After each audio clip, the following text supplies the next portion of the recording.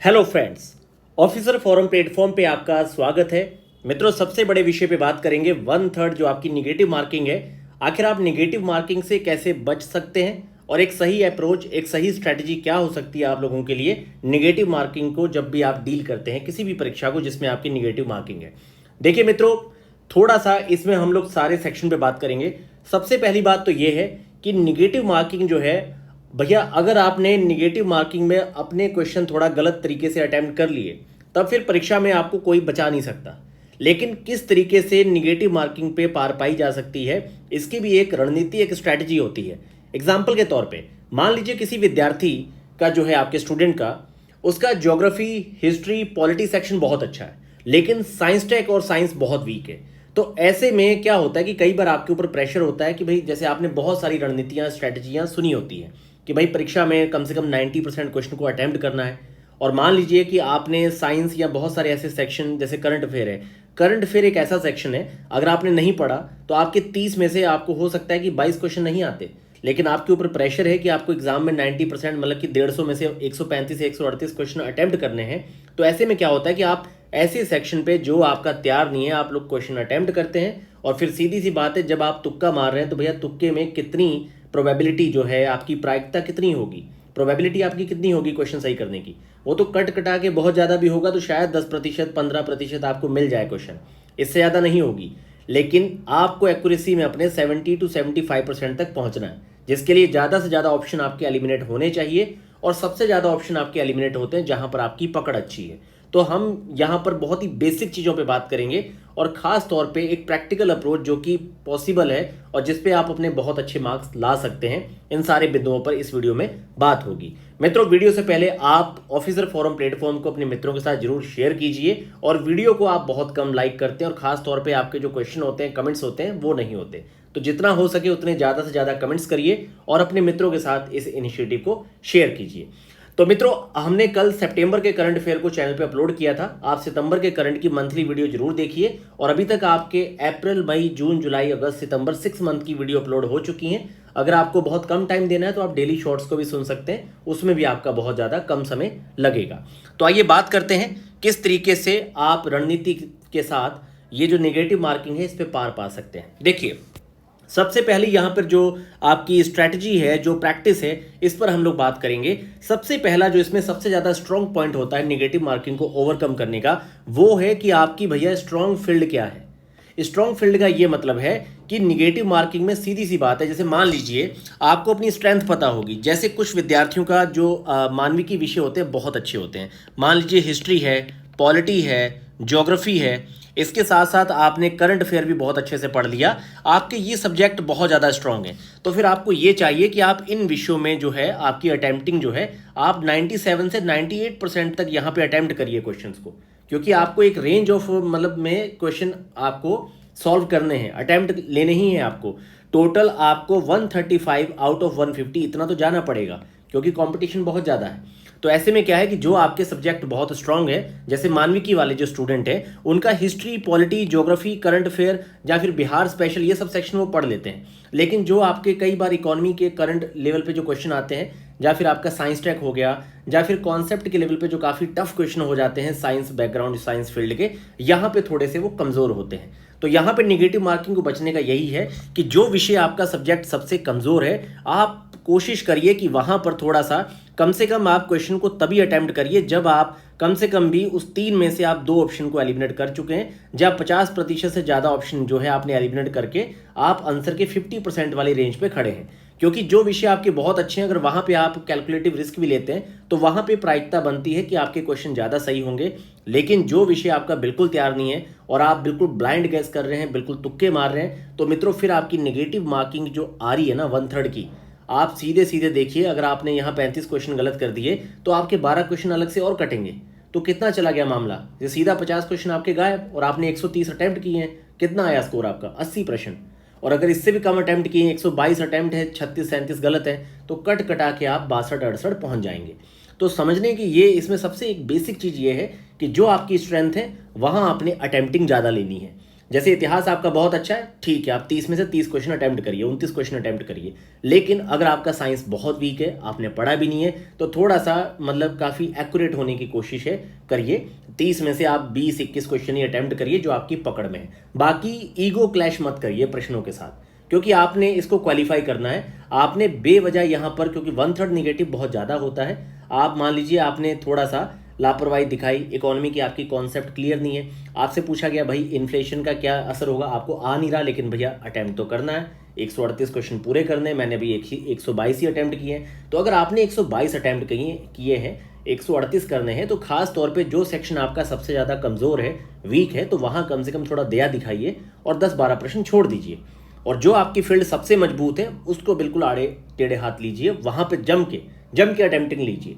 इसलिए मैंने कहा कि मानविकी विषयों के जो विद्यार्थी हैं, साइंस टेक, साइंस में थोड़ा हाथ तंग रहता है, खासतौर पे फिजिक्स, केमिस्ट्री में। अगर फिजिक्स में इक्वेशन वाले क्वेश्चन आ जाएं, जैसे कि उत्तराखंड पीसीएस का पेपर उठा के देखिएगा, उन्होंने फिजिक्स के 3 या 4 क्वेश्चन तो इक्वेशन के डाल दिए थे परीक्षा में। अब इक्वेशन जो होती है, अब वो इक्वेशन जो फिजिक्स से एमएससी बंदा है वो सॉल्व करेगा, दूसरा बंदा कहाँ से सॉल्व कर लेगा। आम आदमी को तो बस कार्य गुणा भाग वाले जो द्रव्यमान के क्वेश्चन होते हैं, मल्टीप्लाई वाले, बस उतने ही आते हैं। इक्वेशन में आदमी कैसे सॉल्व कर देगा। तो यही आपको समझना है कि 1/3 से बचने का सबसे आसान तरीका ये है कि आपके जो सब्जेक्ट यहाँ पे सबसे ज़्यादा स्ट्रांग है, आपने वहाँ अटेम्प्टिंग ज़्यादा लेनी है और ऐसे विषय से बचना है। थोड़ा सा आपने वहाँ पर, मतलब वो कहते हैं ना कि भाई आग का जला छाछ भी फूक फूक के पीता है, वही बात है कि जहाँ पर आपकी कमांड कम है, थोड़ा सा आपने सोच समझ के चलना है। और हाँ, दूसरी बात यह है कि यहाँ 1/3 की आरी चल रही है, तो आपने ह्यूमन एरर बिल्कुल नहीं करने। कई बार क्या होता है कि जो आपकी क्वेश्चन टेल है, आप उसे पढ़ते नहीं है कि भाई कौन सा ऑप्शन गलत है या सही है, पूछ क्या रहा है। आप सीधा मतलब कि एक ही ट्रैक पे चलते रहते हैं, सारे स्टेटमेंट आप सही गलत करके हर जगह सही सही टिक करने लगते हैं, जबकि कई बार क्वेश्चन की डिमांड होती है कि निम्नलिखित में से कौन से गलत ऑप्शन है भाई, और मतलब चूज द रॉन्ग ऑप्शंस। तो आप रॉन्ग ऑप्शन वाले कई बार क्वेश्चन टेल नहीं पढ़ते, इसके चलते भी 3-4 क्वेश्चन गलत होते हैं। कई बार तो स्पीड में, प्रेशर में, लास्ट में आप पेपर में गोले जो होते हैं, गोले काले करने आप लास्ट में जाते हैं 5-7 मिनट में, तो वैसे ही आपके अंदर वो इतना डर होता है कि कप कपाते हुए आप दूसरे प्रश्नों में 3-4 गोले मार देते हैं, जबकि वो प्रश्न सबसे आसान थे, आपने सही किए थे।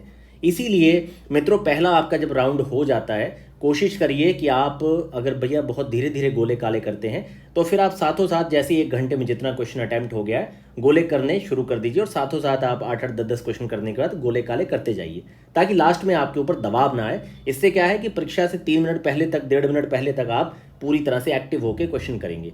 और जो आपकी फील्ड है, स्ट्रांग है, आसान है, तेजी से करके उसके गोले चढ़ा लीजिए OMR शीट पे। तो ये कुछ छोटी छोटी बहुत सारी चीज़ें होती हैं जिस पे आप ध्यान देके अपना कहीं ना कहीं 4 से 5 प्रश्न तो आप सिंपली अटेम्प्टिंग स्किल से ही बढ़ा लेते हैं। जैसे कि आपसे ह्यूमन एरर ना हो, क्वेश्चन टेल वगैरह आप सही से पढ़ें कि पूछ क्या रहा है, आप अपना रोल नंबर बुकलेट बहुत ध्यान से मतलब भरें। कई बार क्या होता है कि आपने रोल नंबर गलत भरा है, वाइटनर चला दिया है, आपके अंदर तो वैसे डर है यार कि मैं तो नप जाऊंगा इस परीक्षा में, क्या करूंगा पेपर का। तो आपने स्वयं को बिल्कुल स्वतंत्र फ्री रखने के लिए सावधानी के साथ आराम से रोल नंबर, बुकलेट नंबर ध्यान से डालिए। ये 2 चीज़ें सबसे प्राइम होती हैं जिससे आपका OMR शीट जो है वो रीड होगी। दूसरी बात यह है कि मित्रों, यहाँ पर मैंने कहा कि जो फील्ड आपकी सबसे स्ट्रांग है, आपने वही क्वेश्चन सबसे ज़्यादा अटेम्प्ट करने हैं।